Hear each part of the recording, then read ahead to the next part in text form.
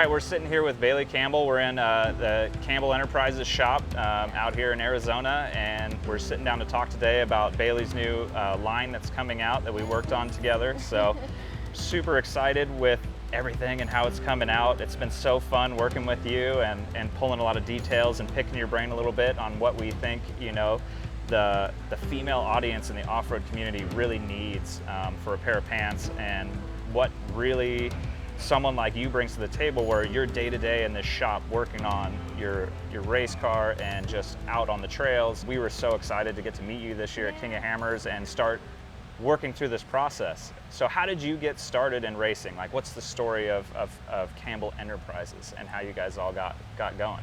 So my dad and my uncle started Campbell Enterprises before I was even born. And when I was about 15 years old, they finally put me in some rock crawling competitions, and it took off from there. My dad finally put me in a fast car when I was about 16, and I competed in my first hammers when I was 16 years old. And what year was that? I never wanted to get out. Oh, I want to say that was about 2016. Okay. I would say. So that was the first race that I was ever at out there. And I remember that. And yeah, that's so crazy because, again, like when I was out there, you know, and I saw you up on the screen, because you have a very distinct car. Yeah. Like your car stands out, I think, one of the most. And so I remember them talking about, oh, Bailey Campbell's 16 years old out here, and you're in the mix. Like, you weren't hanging back, like just slowly working the trail. Like, you were hauling ass and you were in the mix out there. You know, the biggest thing my parents both taught me was, you know, you never throw the girl card. You know, it's not a sport with a lot of women in it, but it's awesome that there are some in there right now. Right. And past. But you never throw the girl card, because it's important, but it's not. You know, you're out there to have fun, to show them what you got, and show them that you can run just as good as they can. Yeah, and for me as an outsider looking in from when I started going to King of Hammers, that was it. Yeah. Like, it was, yeah, you were never like just out there. You were hammering, so.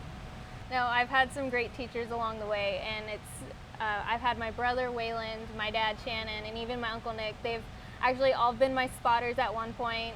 They've always been around my racing, and I've actually almost ran them over a couple times, I'm not gonna lie.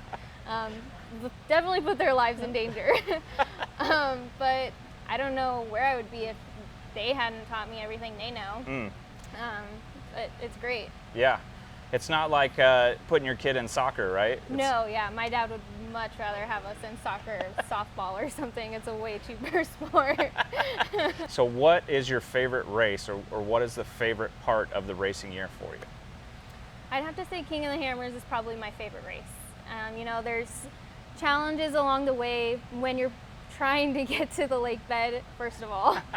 Getting everything packed, getting everything on that checklist marked off. That's about the biggest challenge I have before leaving for the lake bed. When we get there, it's unpacking, getting the tents set up, the pit crews situated. But when we're finally on the race course, it's kind of like just a weight lifted off your shoulders, because you're finally like, oh, the day's here, ready to go. I don't have any other worries unless the car breaks down or just something stupid happens. Right. But, like, you know, your family's out on the race course, they're going, it's a fun time. Yeah. You feel at home out there in your car. Exactly. Yeah. Exactly. I had the chance to go out early this year and go do some pre-running and stuff, and it's so fun. It's crazy how much of a different place it is the week before the race, right? Yeah. Like when there's not that many people out there, just pre-running, right? You know, and what's your favorite part of the Hammers course to run? So I started out in rock crawling, so I'd have to say all the rock trails are probably my favorite, because they're the most technical, and you get in situations that you don't want to be in, but to me that's almost the funnest part, trying to get out of them. Figure it out. Yeah. Yeah. Well, and I would say that's probably why you're so successful out there, is because that is what separates people every time, right? Everyone can run flat out in the desert, everyone can be hauling ass out there, but when it comes to the technicality of the rock trails, you really have to know what you're doing. Yeah. So what are some of the partners that get you out there that have really helped you out along the way as you guys have built this team and really this presence around Ultra4 and King of the Hammers? So since I started racing, Monster Energy has been our biggest help along the way. You know, they're our main sponsor.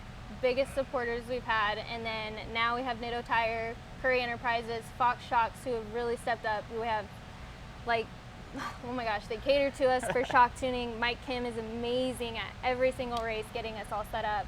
Then we have Walker Evans. You can see them all here on the car. I'm very thankful for all the people that have helped us along the way. Yeah, absolutely. Absolutely. It's so cool. Well, I know we met through kind of some crazy circumstances. We have some mutual friends, and Justin from Factor 55 actually was like, hey, Brian and Bailey are going to come stop by and say hi. And so I was like, cool. And you guys showed up, and we just started talking back and forth. And really it sparked this whole kind of idea of us working together on a project and a line for you specifically. Yeah. And the first thing we worked on was we have your Bailey flannel, which is coming out, which we've got these 3 colors that came out so cool. So of course this is the Bailey colorway right here. The white with the gray with the pop of the green just matches back to her car and everything. And then we've got this just tried and true workwear blue colorway, and then this really cool kind of pop of kind of the armies with some sage and then a little green in there, and so that one will really stand out. Yeah, I like those. And then I had this pant that I've been thinking about and trying to work on based on the fabric that we use for the men's, this 300-gram stretch canvas that has just been worked so well for us.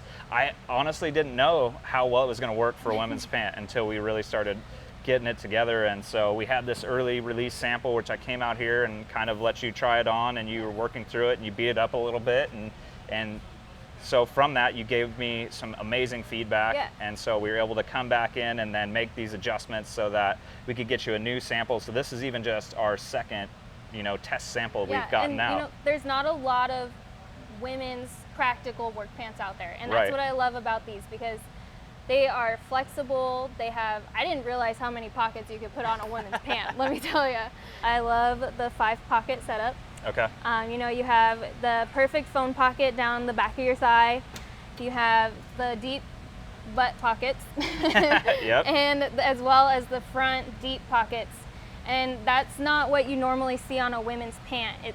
They cut it off super short. They're not usable. You can't really put anything in them, not even your hands or your fingers or anything like that. So that's the perfect length and depth I have been looking for. Right. I never understood that, It's like, I know from a lot of, I have a wife and female friends, and, from what they tell me, it's like they don't have long pocket bags because they don't want the lines to show on their legs because they're wearing tight pants. But for someone that actually is using these as like a functional piece of kit, like, you're like, I don't care. I'm not here for a fashion show. I'm here to get some work done. So, exactly. It's cool to be able to take that and really offer something that is usable, for someone that is going to be in it. I hear it all the time. The girls are very proud where they're like, no, I work on my own rig.